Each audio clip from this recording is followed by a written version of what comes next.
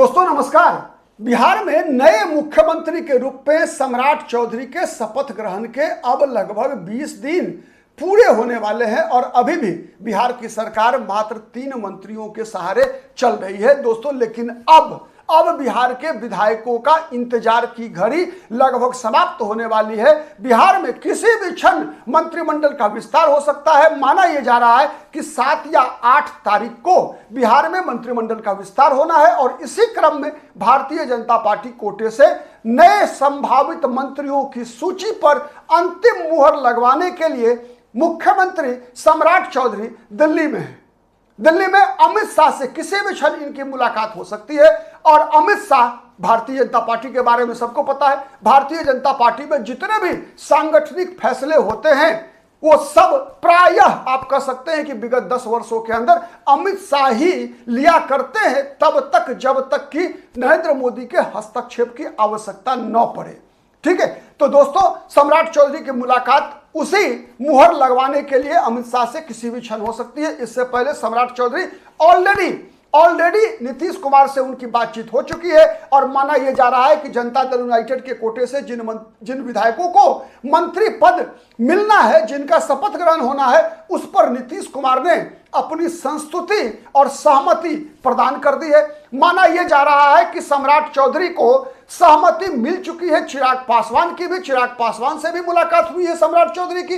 सम्राट चौधरी की मुलाकात जीतन राम मांझी से भी हो चुकी है।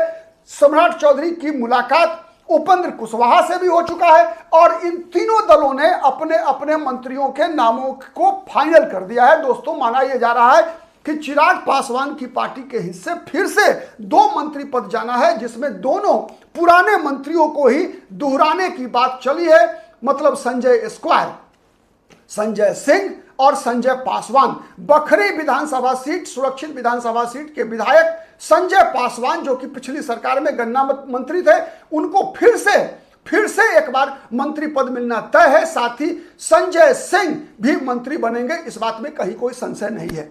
जीतन राम मांझी की पार्टी से, वैसे जीतन राम मांझी लगातार 2 मंत्री पद का दबाव बना रहे थे, लेकिन इस बार फिर से उनको एक ही मंत्री पद पर संतोष करना पड़ेगा, यानी केवल उनकी पार्टी से उनके पुत्र संतोष कुमार सुमन ही मंत्री बनेंगे, ये फाइनल हो चुका है। और उपेंद्र कुशवाहा की पार्टी से भी उनके पुत्र दीपक प्रकाश ही मंत्री बनेंगे, इसमें भी कोई संदेह नहीं है। मतलब अभी इस बार जिन विधायकों का शपथ ग्रहण होना है दोस्तों, संख्या 27 बताई जा रही है कि 27 लोगों को मंत्री पद की शपथ दिलाई जाएगी और इन 27 में कहा जा रहा है कि 2 मंत्री होंगे एलजेपीआर के, 1 हिंदुस्तानी अवामी मोर्चा के, 1 होंगे राष्ट्रीय लोक मोर्चा के, 12 विधायक मंत्री बनेंगे भारतीय जनता पार्टी कोटे से और 11 जनता दल यूनाइटेड के कोटे से बनेंगे। भारतीय जनता पार्टी के कोटे से 12, जनता दल यूनाइटेड के कोटे से 11, टोटल 23, एलजेपीआर के कोटे से 2, जीतन राम मांझी की पार्टी से 1, राष्ट्रीय लोक मोर्चा से 1, कुल 27 मंत्रियों को शपथ दिलाई जाएगी। 3 ऑलरेडी मंत्री हैं, सम्राट चौधरी, विजेंद्र प्रसाद यादव और विजय कुमार चौधरी। कुल 30, 6 मंत्री पद अभी खाली रखे जाने की चर्चा चल रही है। शायद जैसी बातें निकल कर आ रही है कि कांग्रेस पार्टी के 4 विधायक किसी भी समय भारतीय जनता पार्टी में शामिल हो सकते हैं। ऐसी स्थिति में आने वाले दिनों में क्या राजनीतिक परिवर्तन होता है, उसके लिए 6 मंत्री पद को अभी खाली रखा जाना है दोस्तों। ठीक है, और 6 में 3 भारतीय जनता पार्टी के कोटे की होगी और 3 जदयू कोटे की होगी। मतलब बीजेपी कोटे की भी 3 मंत्री पद खाली रहेगी और जदयू कोटे की भी 3 मंत्री पद खाली रहेगा। अभी बीजेपी के कोटे से 12 मंत्रियों को शपथ लेना है और 11 जनता दल यूनाइटेड के कोटे से। दोस्तों जिन नामों की चर्चा चल रही है उसमें नाम बीजेपी से 1 भूमिहार जाति के विधायक का मंत्री बनना तय है और इस मामले में सबसे आगे चल रहे हैं विजय कुमार सिन्हा। विजय कुमार सिन्हा सबसे आगे चल रहे हैं। ऑलरेडी जनता दल यूनाइटेड के कोटे से भूमिहार जाति से विजय कुमार चौधरी डिप्टी सीएम हैं। राजपूत समाज से, राजपूत जाति से जदयू कोटे से लेसी सिंह का मंत्री बनना 100% तय है। भारतीय जनता पार्टी कोटे से 2 राजपूत नेताओं की चर्चा चल रही है, एक नीरज सिंह बबलू और दूसरा श्रेयसी सिंह। अब देखना होगा कि दोनों मंत्री बनते हैं या कोई एक मंत्री बनते हैं या बनती हैं। अगर कोई एक मंत्री बनेंगी तो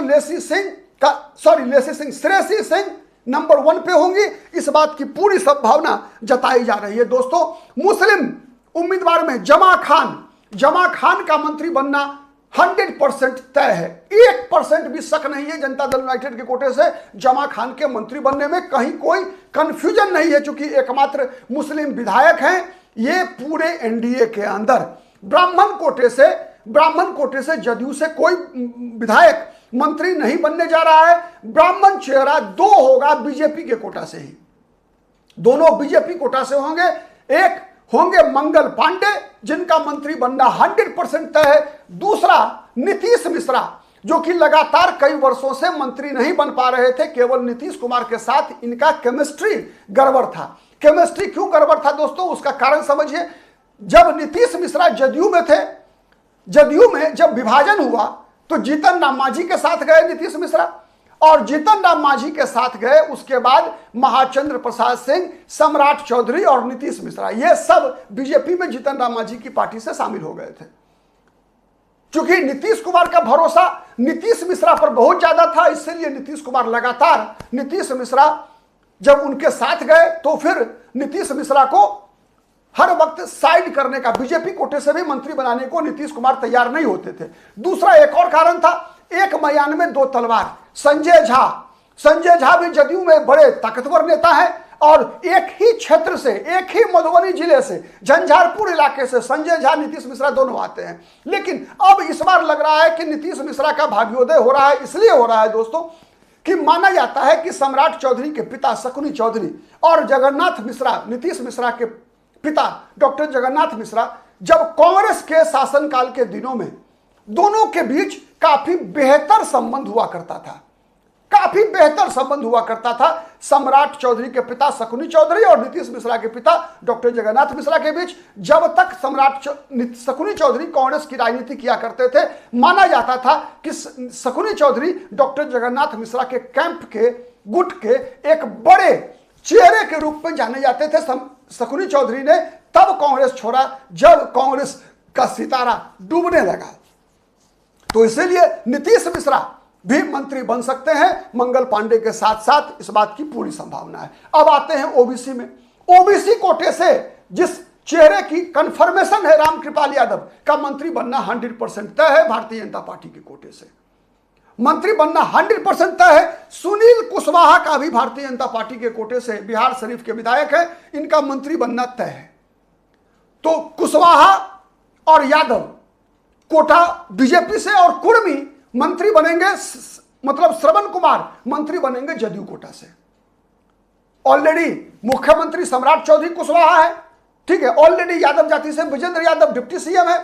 तो इसीलिए ये तीनों जो मध्यवर्ती जातियां हैं, जिसे हम जानते हैं त्रिवेणी सेना के रूप में, यादव, कुर्मी, कुशवाहा, तो यादव जाति से रामकृपाल यादव और विजेंद्र प्रसाद यादव, कुशवाहा, सम्राट चौधरी और दीपक प्रकाश भी एक मंत्री होंगे कुशवाहा जाति से, और सुनील कुशवाहा बिहार शरीफ से भी चर्चा है कि उनको भी मंत्री बनाया जाएगा भारतीय जनता पार्टी के कोटे से। तो दीपक प्रकाश हो गए, 3 कुशवाहा, 2 और 1 श्रवण कुमार कुर्मी मुख्यमंत्री बनेंगे।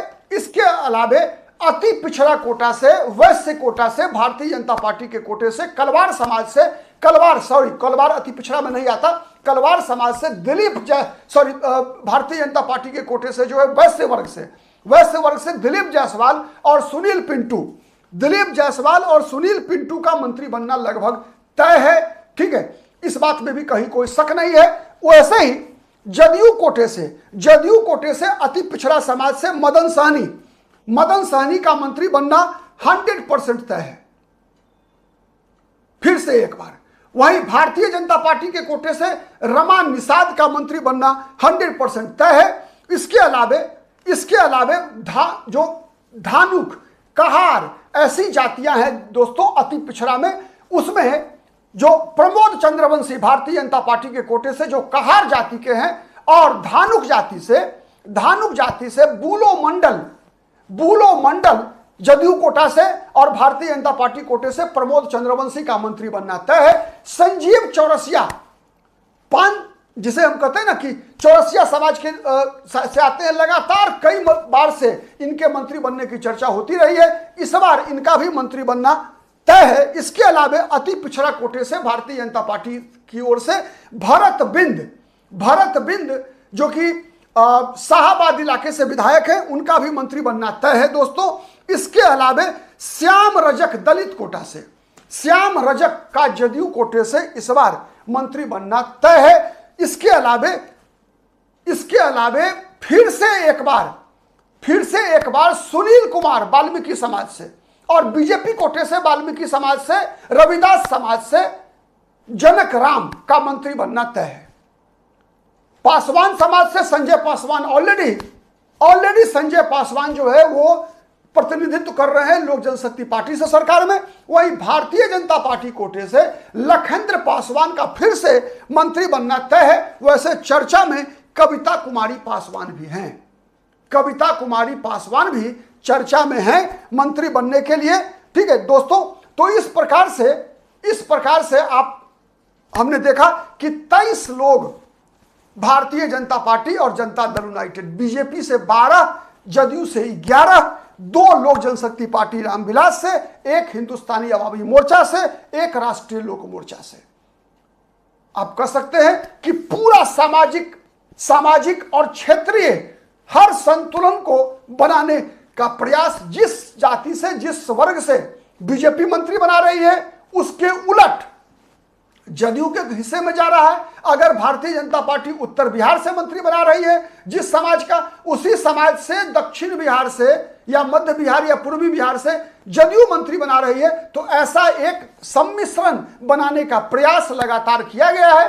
ठीक है, अब केवल इंतजार इस बात का है कि राजभवन में कब मैं फलाना मंत्री के रूप में शपथ लेता हूं, इसकी स्वर आपको सुनाई देगी कि केवल इसी का इंतजार है। शायद वो तिथि 7 या 8 तारीख है।